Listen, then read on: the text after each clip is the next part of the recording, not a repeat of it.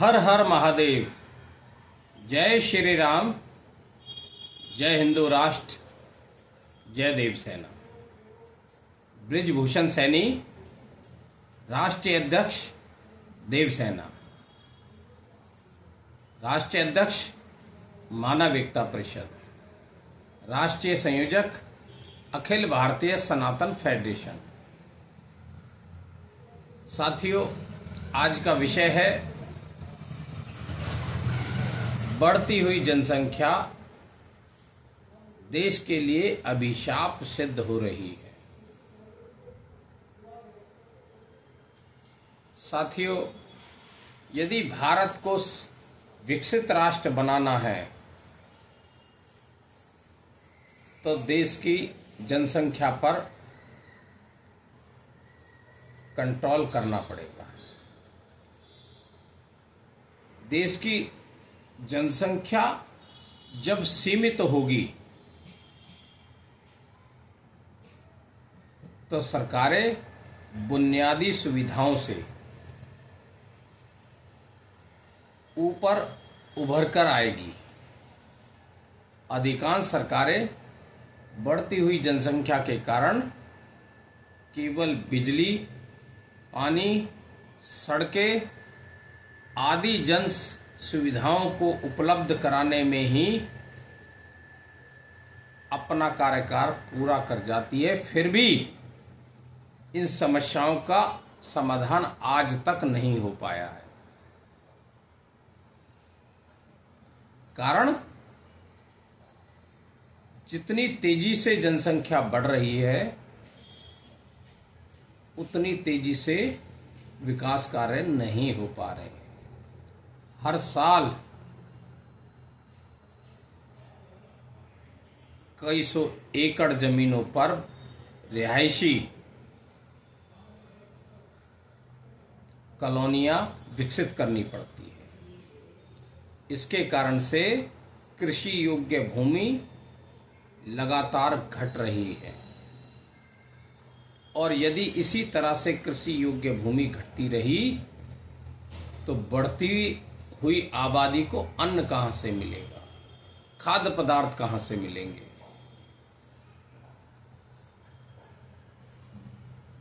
इस आबादी पर कंट्रोल करना देश के हित में होगा। इस बढ़ती हुई आबादी का यदि सही से इस्तेमाल किया जाए तब भी समाधान निकाले जा सकते हैं, लेकिन बढ़ती हुई आबादी के कारण लाखों की संख्या में युवक बेरोजगार घूम रहे हैं और बेरोजगारी का आलम यह है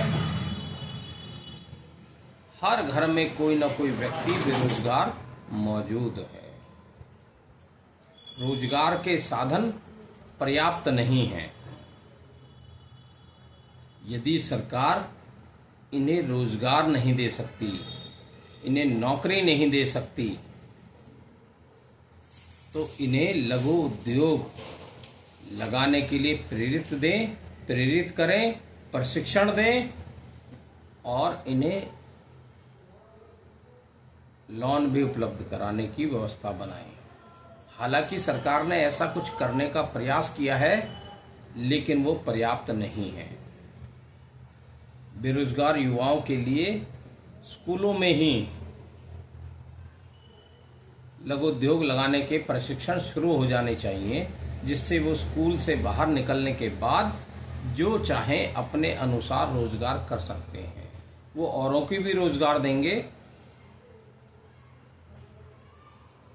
और स्वयं भी अपने परिवार का भरण पोषण अच्छे से कर पाएंगे।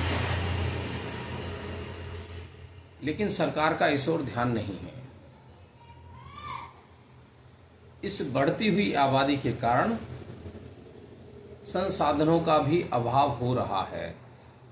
इस बढ़ती हुई आबादी के दो कारण हैं। एक तो लोगों की जनसंख्याएं बढ़ रही है, आबादी बढ़ रही है, और दूसरा इस देश में अवैध रूप से रोहिंग्या और बांग्लादेशी घुसे हुए हैं, जिनको निकालना बेहद जरूरी है। ये भी देश पर एक अतिरिक्त बोझ है। जन समस्याओं बढ़ने का कारण इनकी बढ़ती हुई आबादी भी है। जो अवैध रूप से रोहिंग्या और बांग्लादेशी यहाँ घुसे हुए हैं, ये देश के संसाधनों पर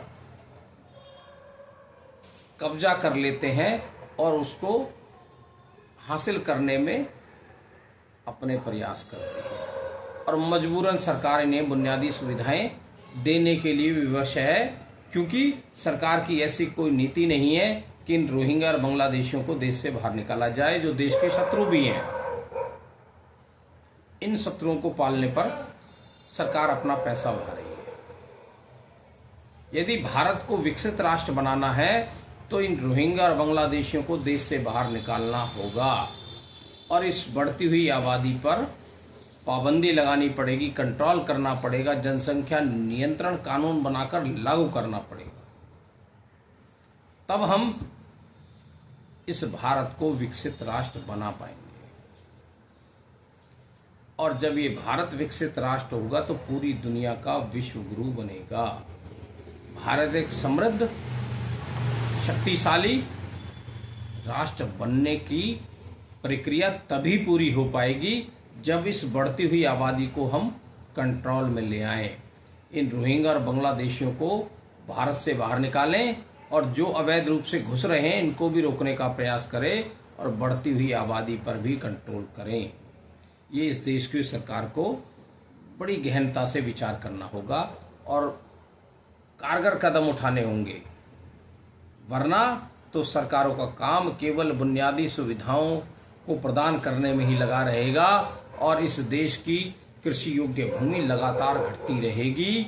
और जिस तरह से पिछले कुछ सालों से लगातार कृषि योग्य भूमि कम होती जा रही है, एक दिन ऐसा आएगा कि लोगों के लिए अन्न जुटाना भी मुश्किल हो जाएगा।